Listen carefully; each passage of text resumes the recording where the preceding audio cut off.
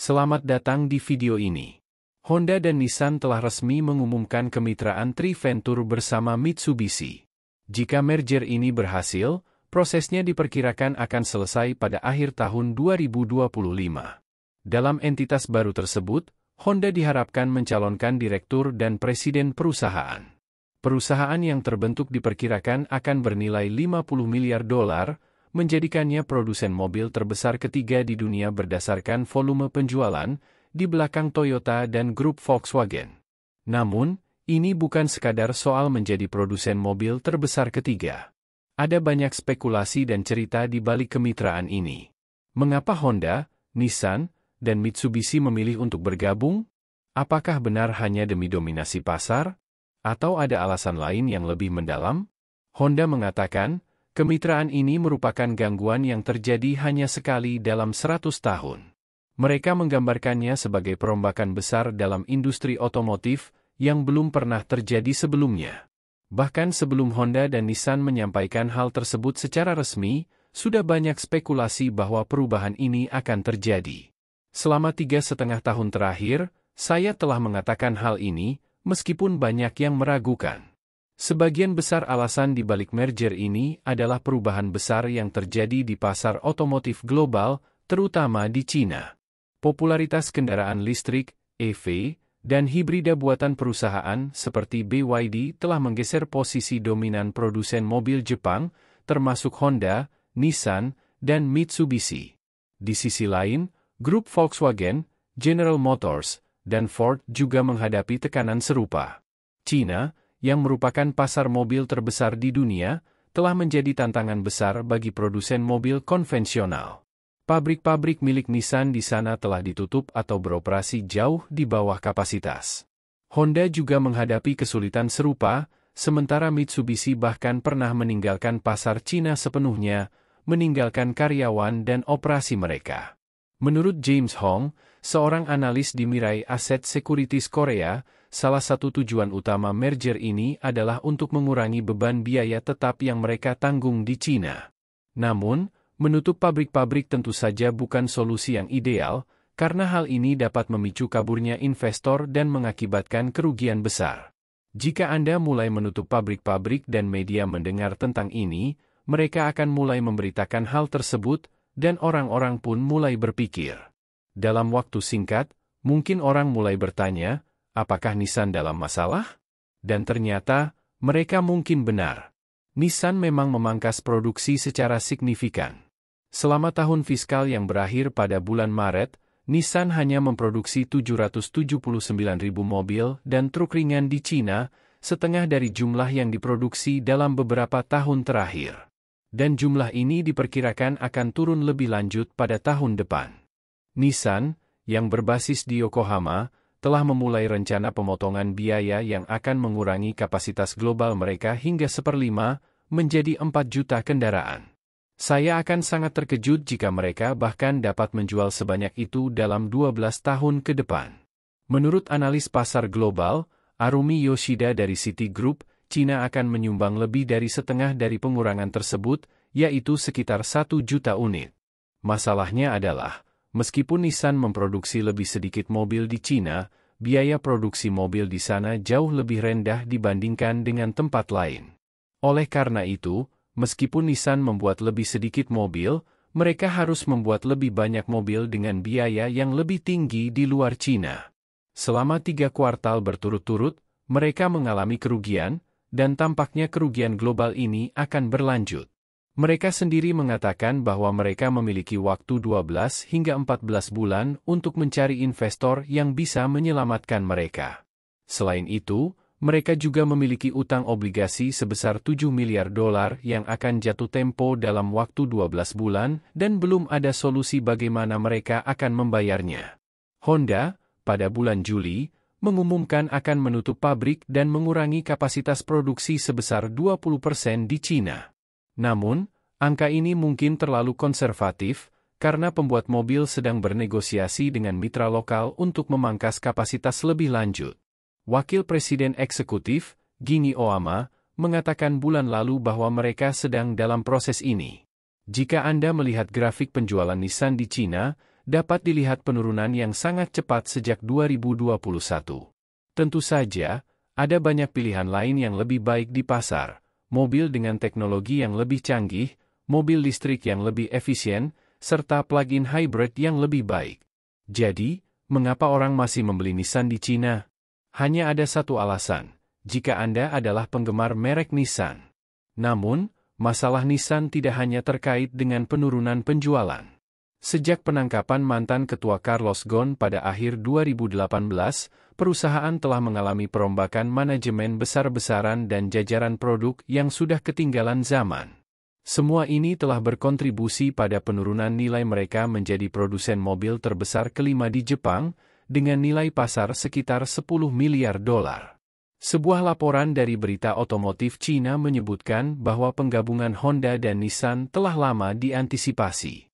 Bahkan, usaha untuk penggabungan ini pernah dieksplorasi di masa lalu. Industri otomotif Jepang memang terbelah menjadi dua kubu, dengan satu kubu melibatkan dua produsen mobil ini, dan kubu lainnya dikendalikan oleh Toyota Motor Corporation. Namun, Nissan bukan satu-satunya produsen mobil yang menderita di Cina. Beberapa produsen lain juga menghadapi tantangan serupa. General Motors, GM, menghadapi tuntutan sebesar 5 miliar dolar dan penurunan nilai aset besar terkait dengan operasinya di Cina, karena mereka berusaha membalikkan bisnis yang pernah menguntungkan. Grup Volkswagen, VW, bersama dengan BMW dan Mercedes, juga sedang mengalami kesulitan setelah tertinggal dalam tren teknologi. Kenyataannya, orang-orang di Cina menyadari bahwa produsen mobil non-Cina tidak sepenuhnya berfokus pada mobil listrik atau teknologi baru. Mereka ada di pasar hanya untuk mencari keuntungan. Sementara itu, produsen mobil Cina berfokus pada pangsa pasar dan dapat menyediakan produk yang lebih baik dengan harga yang lebih rendah. Saat ini, Anda harus sedikit bodoh untuk membeli produk yang lebih rendah dengan harga yang lebih tinggi. Meskipun masih ada beberapa orang yang bersedia melakukan ini di Cina, jumlah mereka semakin berkurang setiap harinya. Cina berharap untuk memproduksi 3,2 juta kendaraan di seluruh dunia selama tahun fiskal ini, jauh di bawah kapasitas produksi mereka yang mencapai 5 juta unit per tahun.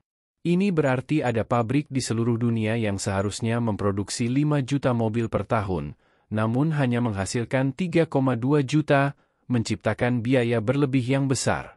Bayangkan Anda harus menjalankan pabrik dengan kapasitas hanya 50 hingga 60%, itu akan menyebabkan kerugian, dan ini terbukti dari kerugian yang dialami Nissan selama 9 bulan terakhir. Sebelum melanjutkan lebih jauh, beritahu kami apakah Anda menyukai videonya. Jika ya, silakan klik suka dan bagikan, dan mari kita lanjutkan. Tingkat pemanfaatan kapasitas global Nissan saat ini hanya 64%, meskipun di luar Cina, tingkat ini membaik menjadi 73%.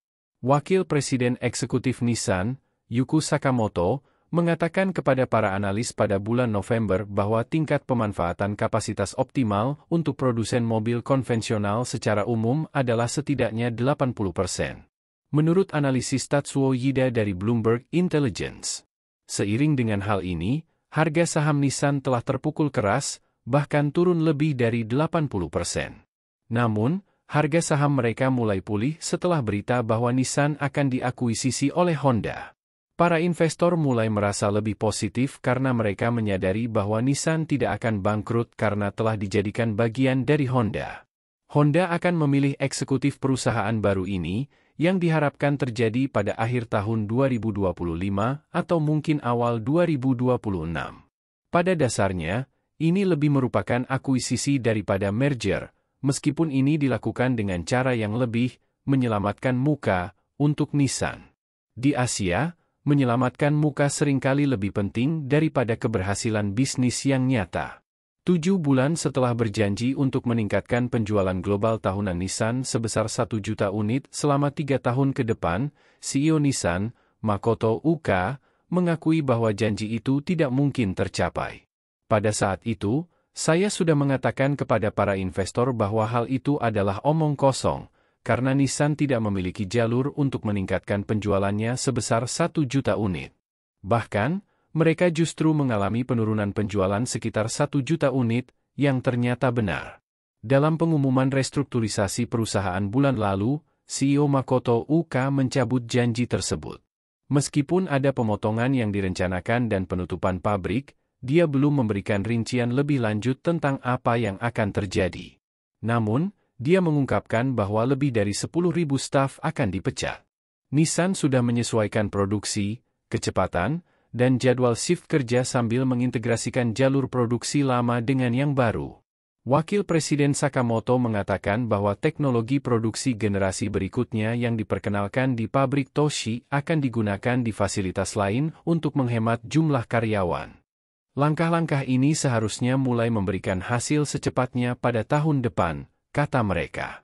Saya tidak akan mengatakan bahwa pasar Cina tidak akan pernah menjadi pasar yang menguntungkan bagi produsen Jepang, kata Shida, tetapi itu tidak akan terjadi dalam 3-5 tahun ke depan.